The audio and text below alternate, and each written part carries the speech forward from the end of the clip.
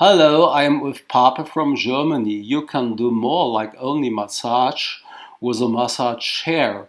You should combine massage with mobilization and stretching. It's important that you use your power of your center of gravity if you apply the techniques. You should always use a normal stool or chair as an additional equipment on which you stand up completely or only put one leg on. Active movements should also be integrated.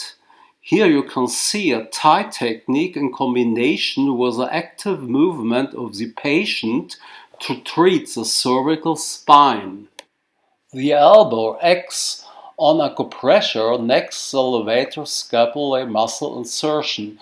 Small blockades can be released very easily. Practice the techniques with your partner. Thank you for your attention.